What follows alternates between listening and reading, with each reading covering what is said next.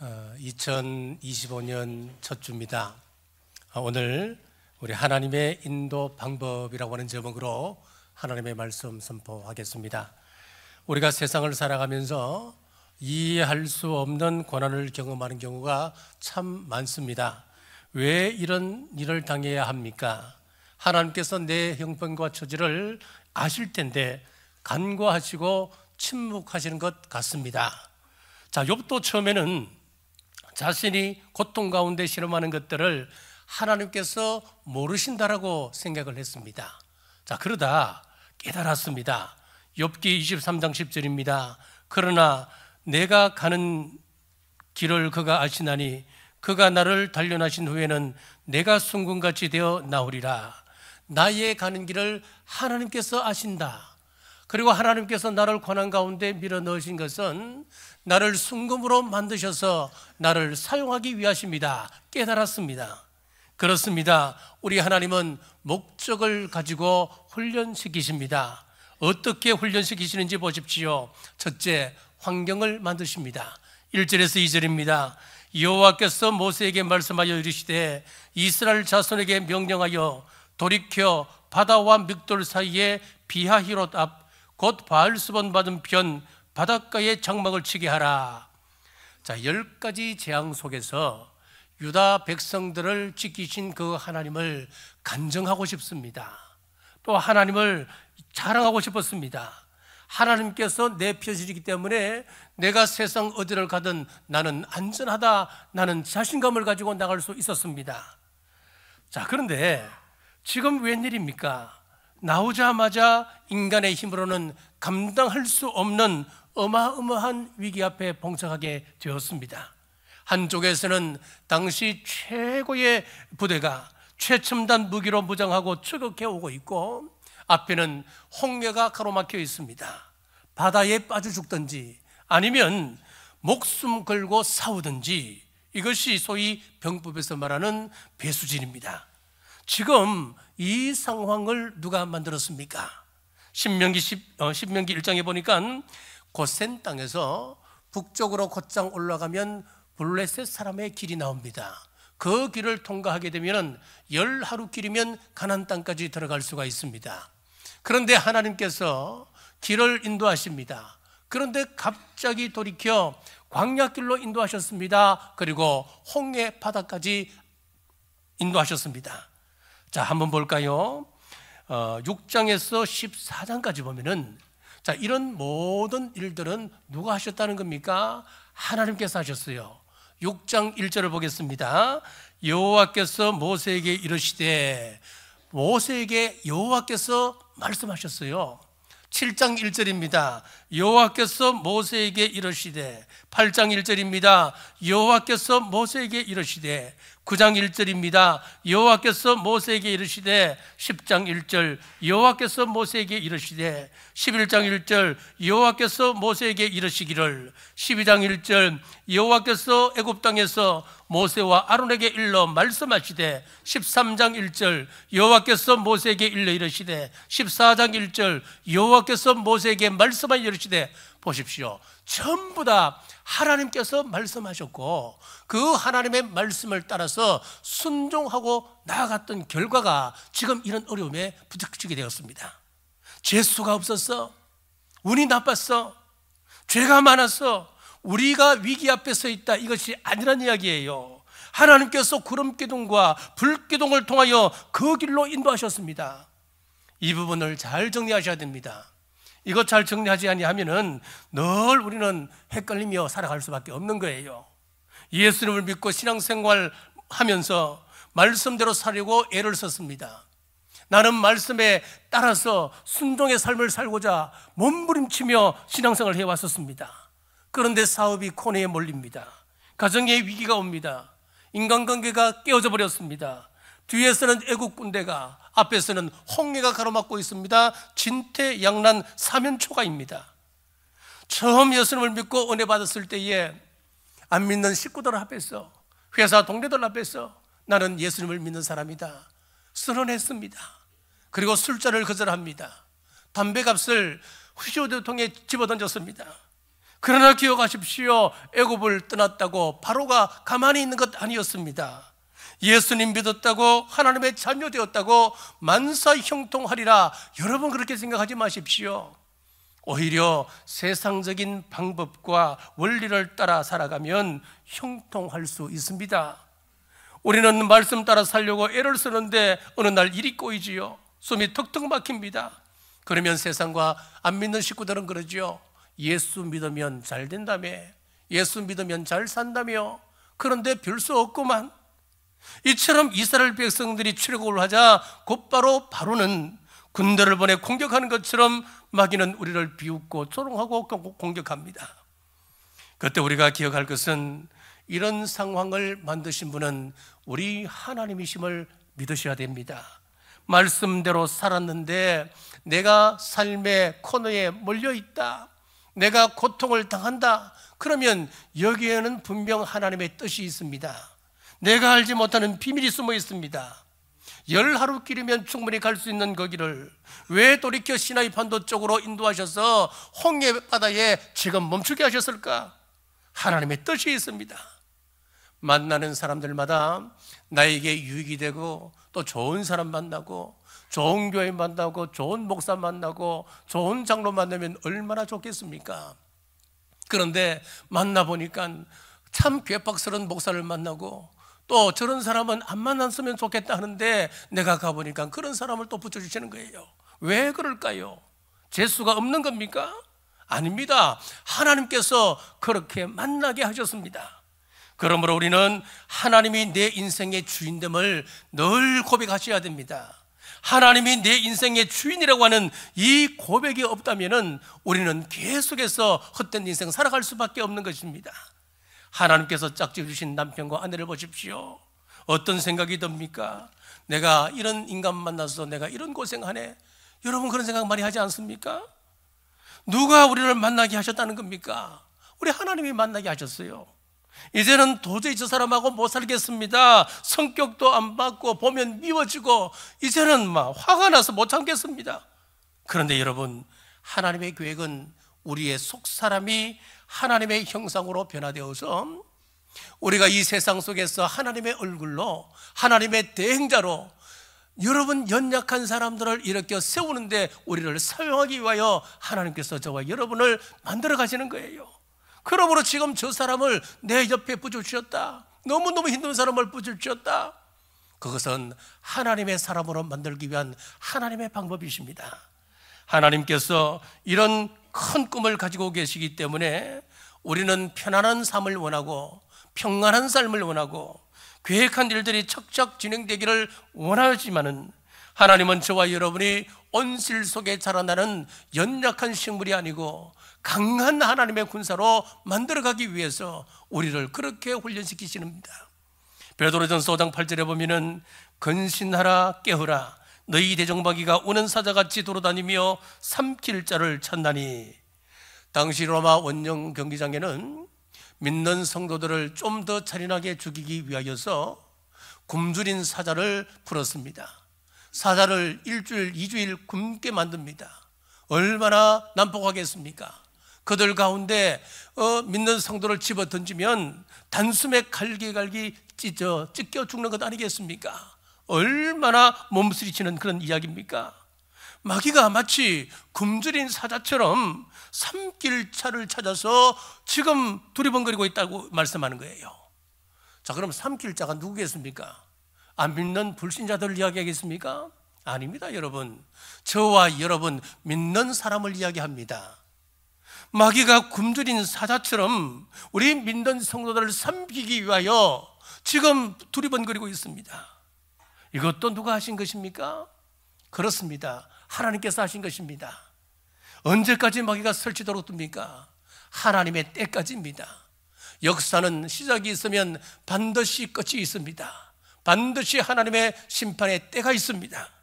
그러므로 2025년 새해에는 불평하거나 원망하지 마십시다. 환경이 점점 어려워진다 해도 하나님의 지혜는 우리 인간의 지혜를 앞섭니다. 우리 하나님께서 내가 생각하고 내가 바라는 것보다도 더 아름다운 것으로, 더 고성한 것으로, 더 풍성한 것으로 채우시는 줄 믿으시기를 주님의 이름으로 축복합니다. 둘째는 하나님의 훈련 앞에 백성들의 두 가지 반응입니다. 첫째, 두려워했습니다. 10절입니다. 바로가 가까이 올 때에 이스라엘 자손이 눈을 들어본 적 애굽 사람들이 자기 뒤에 이런지라 이스라엘 자손이 심히 두려워하여 여호와께 부르짖고. 왜 두려워했습니까? 눈에 애굽 사람이 보이기 때문에 두려워했습니다. 베드로가 물 위로 걸어오시는 예수님을 바라보았을 때는 파도가 얼마나 거센지, 비바람이 얼마나 몰아치는지 그것 상관없었습니다. 환경은 문제가 되지 않았습니다. 그런데 환경을 바라보기 시작했습니다. 예수님을 놓쳐버렸습니다. 물결이 눈에 들어오기 시작했습니다. 베드로는 물속에 빠져들기 시작했습니다. 오늘날 우리 하나님의 자녀들이 왜 위기를 경험합니까? 왜 문제가 되는 것입니까? 환경이 어려워서가 아닙니다. 우리의 대적이 강해서가 문제가 아닙니다. 내 관심사, 내 생각이 예수님을 쫓아가지 아니하고 환경을 바라보고 자신을 바라보기 때문에 그때부터 빠지기 시작합니다. 그러므로 무엇을 보느냐가 중요한 것입니다. 2차 세계대전 당시 전쟁터에서 총탄에 죽은 미군의 수가 30만 명 정도가 된답니다. 자, 그런데 아들과 남편을 전쟁터에 보내고 근심하며 염려하다 심장병에 걸린 미국 국민의 수가 얼마인 줄 아십니까? 100만 명이 넘는다고 말하고 있습니다. 두려움이라고 하는 것이 이렇게 무서운 것입니다. 새해엔 절망적인 환경을 바라보지 말고 환경 넘어 계신 우리 주님 바라보시기를 주님의 이름으로 축복합니다. 백성들의 반응 두 번째는 불평하기 시작했습니다. 11절입니다. 그들이 또 모세에게 이르되 애굽에 매장지가 없어서 당신이 우리를 이끌어내어 이 광야에서 죽게 하느냐? 어찌하여 당신이 우리를 애굽에서 이끌어내어 우리에게 이같이 하느냐? 자, 믿음 없는 사람들은 어떤 환난과 어떤 어려움을 만나게 되면은 먼저 비난할 대상을 찾게 됩니다. 누구 때문에 우리가 이렇게 되었다, 모든 원인을 그 사람에게 돌릴 그 궁리를 찾게 됩니다. 자, 12절입니다. 우리가 애굽에서 당신의 이런 말이 이것이 아니냐? 이러기를 우리를 내버려두라. 우리가 애굽 사람을 섬길 것이라 하지 아니하더냐? 애굽 사람을 섬기는 것이 광야에서 죽는 것보다 낫겠노라. 자, 출애굽기 1장과 2장에 보면은 이스라엘 백성들이 강제 노역에 시달리며 죽어갑니다. 산에 아이를 낳게 되면 산파가 뒤집어 죽입니다. 거기서 용케 살아남았던 남자아이는 나일강에 던져서 아그밥이 되게 합니다. 자, 피눈물 나는 절망적인 상황에서 구원받았는데 그 절망적인 상황은 깡그리 잊어버리고 그때가 훨씬 좋았다라고 말하고 있는 것입니다. 지난주에 나누었던 전도서 10장 기억나시지요? 옛날이 오늘보다 나은 것이 어찌미냐 하지 말라. 이렇게 묻는 것은 지혜가 아니니라. 과거가 중요하지 않다는 이야기가 아닙니다. 중요합니다. 과거에 우리가 은혜 받았던 그 경험은 무엇과도 바꿀 수가 없습니다. 하지만 늘 그때만 그리워한다면 그것도 문제라고 말씀하고 있고 그것은 지혜가 아니라고 성경은 말씀하고 있는 겁니다. 2025년도에는 과거로 돌아가지 마십시다. 우리의 현실이 이게 뭐냐? 과거로 돌아가자. 과거가 훨씬 더 좋았다. 여러분의 입술에서 불평을 제하시기를 주님의 이름으로 축복합니다. 우리 셋째, 하나님의 처방 세 가지입니다. 13절에서 14절입니다. 모세가 백성에게 이르되 너희는 두려워하지 말고 가만히 있어서 여호와께서 오늘 너희를 위하여 행하시는 구원을 보라. 너희가 오늘 본 애굽 사람을 영원히 보지 못하리라. 여호와께서 너희를 위하여 싸우시리니 너희는 가만히 있을지니라. 자, 구글은 수많은 서비스와 동영상이 넘쳐나는 다른 홈페이지와는 다르게 로고와 검색창만 있는 아주 설렁한 홈페이지로 성부를 걸었다고 합니다. 그런데 이것이 주요했습니다. 그래서 지금 전 세계 10억 이상의 사람이 이 구글 계정을 사용하는 세계에서 가장 많은 회원수를 가진 그런 회사가 되었습니다. 무엇을 말하고 있습니까? 갈수록 복잡하고 첨단화되어 가는 가운데 단순함이 기업 경영과 마케팅에 있어서 강력한 무기가 될 수 있다고 하는 그런 말입니다. 우리 신앙생활에서도 이 단순함은 중요합니다. 필요합니다. 우리의 구원의 방법을 보십시오. 우리의 구원의 방법을 보면은 참 단순합니다. 예를 들어서 구원받기 위하여 3,000번 절을 해라, 아니면 10억을 100억을 들여서 고아원을 멋지게 지어서 바쳐라, 10억 헌금을 해라. 여러분, 그렇다면 할 수 있는 사람이 몇 있겠습니까? 물론 할 수 있는 사람도 있겠지요. 그런데 많지는 않을 겁니다. 복잡합니다. 그런데 사도행전 16장 31절에 보니까 주 예수를 믿어라, 그리하면 너와 내 집이 구원을 얻으리라. 자, 구원의 방법은 복잡하지 않다는 겁니다. 너무너무 단순합니다. 예수 그리스도를 나의 주 나의 하나님으로 믿기만 한다면 우리는 구원받는다. 이것만큼 단순한 것이 어디 있습니까? 우리가 예수님 안에서 복된 성도의 삶을 살아가는 것, 그것 또한 단순합니다. 요한복음 10장에 보면은, 자, 양이 목자를 인정하고 목자가 인도하는 대로 따라가기만 한다면 필요에 따라서 푸른 풀밭으로 신령한 물가로 인도함 받듯이 우리가 하나님 말씀 안에서 행복한 성도의 삶을 살아가려면 영혼의 목자 되신 예수 그리스도를 나의 구주로 인정하고 그분이 인도하시는 대로 우리가 따라가기만 한다면 푸른 초장 실만한 물가로 인도함 받는다는 겁니다. 쉽고 단순한 것입니다. 자, 하나님께 쓰임받은 인물들은 단순한 믿음을 가진 사람들이었습니다. 하나님께서 노아에게 방주를 지어라 했을 때에 그는 단순하게 말씀을 믿고 순종했습니다. 그렇기 때문에 산 위에서 방주를 지을 수 있었던 것입니다. 아브라함은 본토 친척 아버지 집을 떠나 내가 지시할 땅으로 가라, 그는 생각하지 않았습니다. 단순히 믿고 미지의 색을 향하여 첫 발을 내딛었습니다. 베드로와 야고보와 요한은 나를 따라오너라, 내가 사람을 낚는 어부가 되게 하리라. 그들은 그물을 버렸습니다. 배를 버렸습니다. 그는 단순히 믿고 예수님을 따라갔습니다. 오늘 우리에게도 단순한 믿음이 요청되는데, 첫째, 두려워하지 말라 그랬습니다. 13절 상반절입니다. 모세가 백성에게 이르되 너희는 두려워하지 말고. 정치, 경제, 군사면에서 커지고 있는 중국의 영향력과 세계 경제의 불확실성과 고물가로 경제적 양극화 심화가 일어나면서 사회적 갈등이 심화되고 있습니다. 정치는 탄핵 정국으로 이제는 정치인들을 믿을 수가 없다, 불신이 팽배합니다.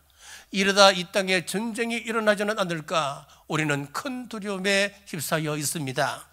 세계는 어떻습니까? 2016년 다보스 포럼에서 클라우스 슈밥이 4차 산업혁명이라고 하는 단어를 처음 사용했는데, 자, 그 사람이 2025년을 중년해로 말했습니다. 2025년, 즉 올해입니다. 올해를 티핑 포인트로 이야기를 했습니다. 티핑 포인트가 뭡니까? 99도까지 우리가 열을 가해도 물이 끓지 않습니다. 아무런 변화가 없습니다. 그런데 99도에서 1도만 더 올렸을 뿐인데 100도가 되면 물이 풀풀 끓어오르는 것처럼 2025년도에는 티핑 포인트, 우리가 놀랄 만한 일들이 우리 주위에서 일어나게 된다는 것입니다. 자, 그러면서 세계 주요 29개 국가에서 약 500만 개의 일자리가 사라지게 될 것이다, 그렇게 말했습니다. 그렇습니다. 우리는 직장 생활의 두려움, 사회 생활의 두려움을 가지고 살아갑니다. 인도에 이런 설화가 있습니다. 어떤 마술사가 겁에 질려 있는 생쥐를 발견을 했습니다. 왜 떨고 있을까 이렇게 생각해 보니까 자기를 잡아먹기 위하여 늘 두리번거리는 고양이 때문에 그런 거예요. 그래서 이 마술사가 너무 긍휼한 마음이 들어서 이 쥐를 고양이로 만들어 주었습니다. 고양이가 된 생쥐는 여전히 떨고 있습니다. 왜 그런가 살펴보니까 개 때문이었습니다. 그래서 이 고양이를 개로, 불독으로 만들어 주었습니다. 그런데 이 불독이 또 벌벌벌 떨고 있는 겁니다. 알고 보니까 뒷산에 살고 있는 호랑이가 무서웠습니다. 호랑이로 만들어 주었습니다. 호랑이가 된 이 쇠양지 다시 떨고 있습니다. 왜 그런가 보니까 사냥꾼의 엽총이 두려워서 떨고 있다고 하는 겁니다. 우리가 느끼는 공포는 끝이 없습니다, 여러분. 그럼 이 두려움의 문제는 해결책이 없는 것입니까? 아닙니다. 해결책이 있습니다. 하나님의 해결책 둘째, 하나님께 맡기라 했습니다. 13절 중반절 가만히 서 있으라고 했습니다. 이 말은 몸가짐, 우리의 마음가짐, 신앙적 자세를 말합니다. 오늘날 현대인들은 분주하고 성급합니다. 기다릴 줄 모릅니다. 신앙생활, 사회생활 하다 보면 얽히고 설킨 인간관계 속에서 서로에게 상처를 주고받으며 살아가고 있습니다.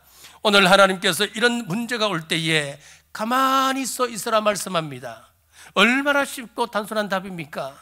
내가 할 수 없는 일을 당할 때 하나님 앞에 무릎 꿇고 가만히 서서 기다리는 여러분 되시기를 바랍니다. 하나님의 해결책 셋째는 하나님께 시선을 집중하라 했습니다. 13절 하반절입니다. 여호와께서 너희를 위하여 행하시는 구원을 보라. 자, 이런 글이 있습니다. 사람은 바라보는 대로 된다. 웃는 자를 바라보면 웃게 되고 우는 자를 바라보게 되면 울게 된다. 몸은 아래를 향하고 시선은 위를 향하라.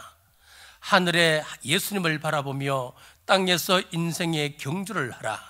스데반은 예수님을 바라보았기에 죽임을 당할 때에도 천사의 얼굴과 같았다. 사랑하는 여러분, 광야 같은 세상을 지날 때에 백성들에게서 돌이 날아옵니다.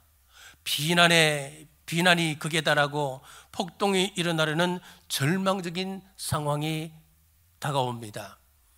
그때 이 모세가 하나님 400년 동안 노예되었던 이 백성을 내가 구해 주었는데 이 사람들이 이렇게 나를 향하여 돌을 던집니다. 비난의 화살을 쏘아댑니다. 하나님, 내가 왜 이런 수모를 당해야 합니까? 충분히 모세가 백성들과 하나님 앞에서 불평불만할 수 있었던 것 아니겠습니까? 그때 하나님의 처방이 무엇이었습니까? 눈을 들어 구원을 보라 하셨습니다. 엘리사의 종 게하시, 아람 군대가 말과 병거로 도단성을 포위하는 것을 보고 그는 큰 두려움에 망연자실했습니다. 그런데 엘리사는 눈 하나 깜짝이지 않습니다. 평안했습니다.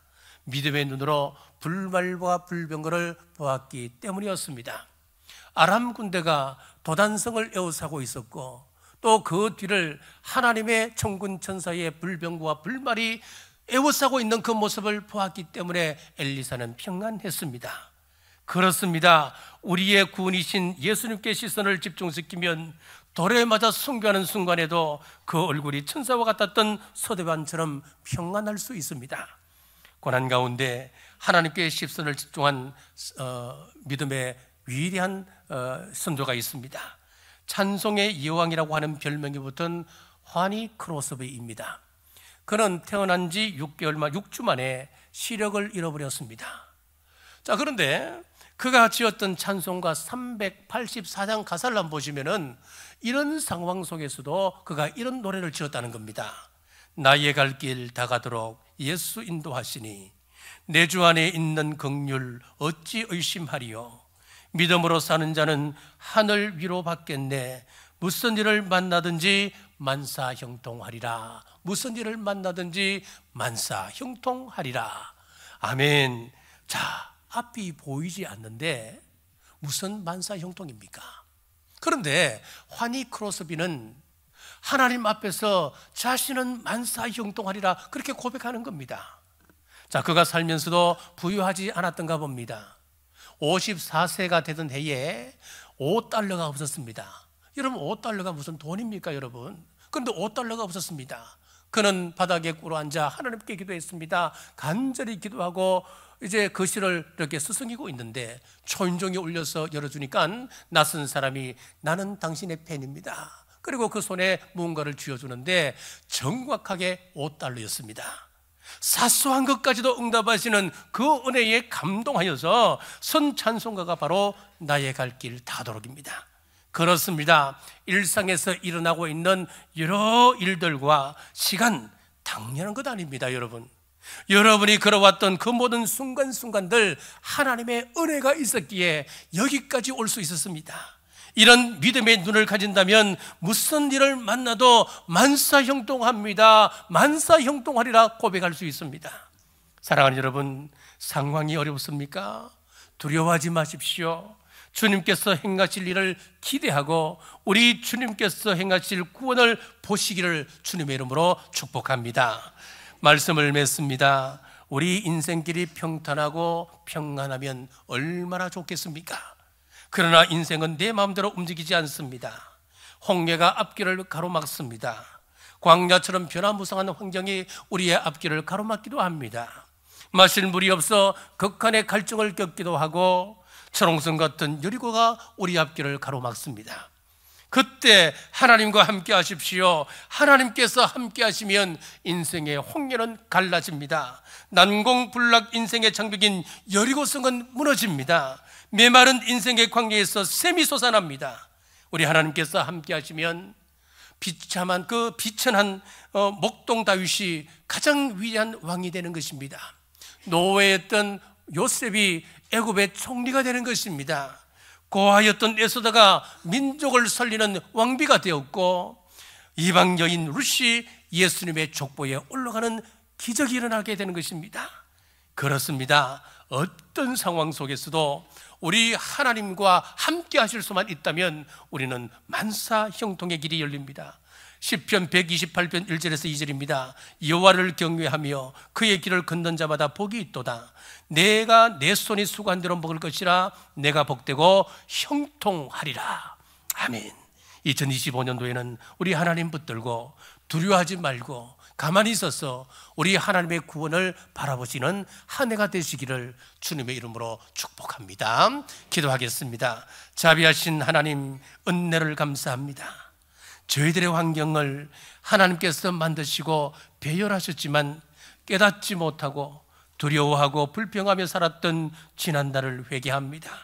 위기를 당할 때 하나님이 나를 버리셨다 원망하고 불평했던 저희들을 용서하시고 믿음 훈련시키시는 하나님의 인도하심에 복종할 수 있도록 은혜 베푸시옵소서. 2025년도에는 환경으로 인한 두려움보다는 하나님 말씀에 더 귀 기울이고 예수님 바라보게 하여 주시옵소서.